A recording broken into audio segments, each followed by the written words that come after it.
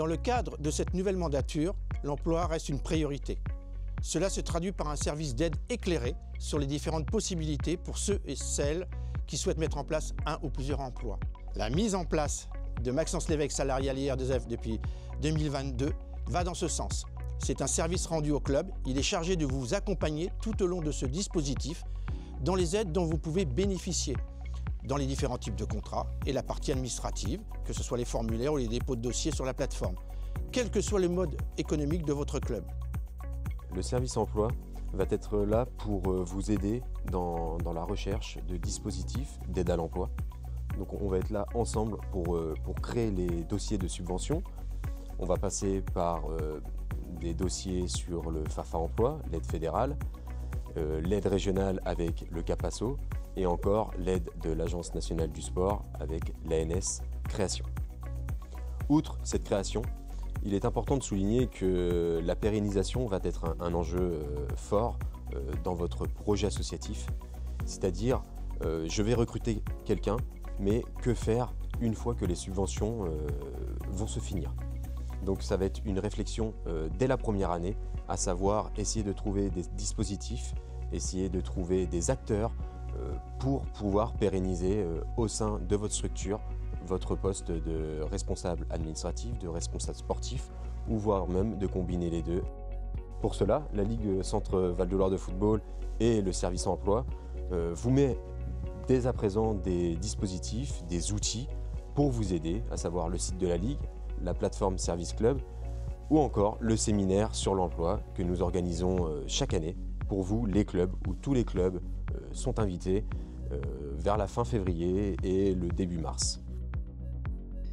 L'ACS, en fait, s'est fortement développé quand on a repris le club en 2022.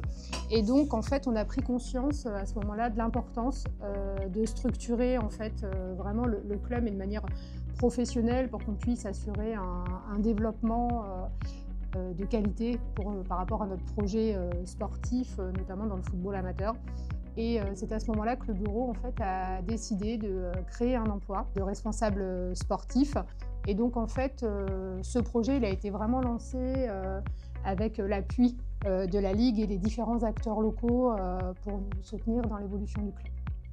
Nous avons recruté un contrat d'apprentissage en fait en brevet moniteur de football. Et donc, suite à l'obtention de son diplôme et au regard de sa réussite, de son engagement, avec le bureau, en fait, nous avons décidé de le pérenniser en CDI sur un poste de responsable sportif. Pour financer ce poste, en fait, après nos différents calculs, du coup, nous avons mobilisé plusieurs aides, en complément évidemment des aides des différentes communes. Nous avons mobilisé du FAFA Emploi et du CAPASO Emploi. C'est vrai que depuis que nous avons notre responsable sportif, on a commencé là vraiment à avoir les premiers résultats bénéfiques, notamment sur un encadrement de qualité et une professionnalisation des différents éducateurs. Donc il y a un meilleur suivi, il y a vraiment une nouvelle approche pédagogique de la pratique sportive.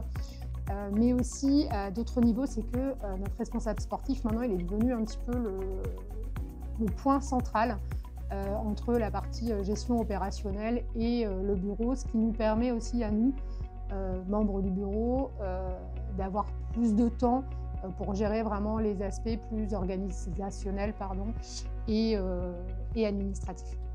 Dès le départ, même déjà ça fait 1 an, quand on l'a recruté en contrat d'apprentissage l'année précédente, on avait déjà commencé à travailler sur oui, mais comment on va faire si on n'a pas les aides pour pérenniser ce poste-là. Donc on a déjà enclenché différentes choses.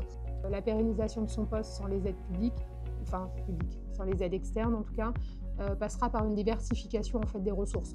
Donc pour vous donner quelques exemples, aujourd'hui, on a énormément développé le sponsoring et les partenariats avec les entreprises locales ou d'autres associations.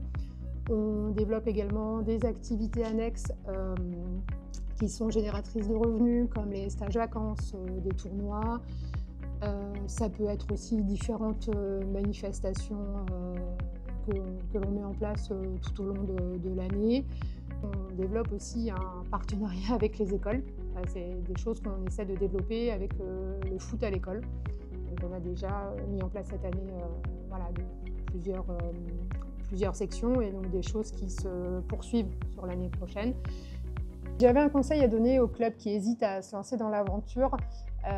C'est vrai que ça fait peur, mais ce qui fait peur, c'est surtout le volet financier. Quand on est dans des petits clubs amateurs, c'est toujours compliqué, c'est le nerf de la guerre. Mais en fait, si on décompose et qu'on avance étape par étape, qu'on prend le temps d'aller chercher les informations, en fait, c'est quand même assez, entre guillemets, rassurant parce qu'on n'est pas seul. On est aussi accompagné par des professionnels du métier, la Ligue, le district ou d'autres acteurs institutionnels qui nous accompagnent. Franchement, aucun regret. Demain, on me dirait, faut recommencer, les yeux fermés, je repars dans l'aventure.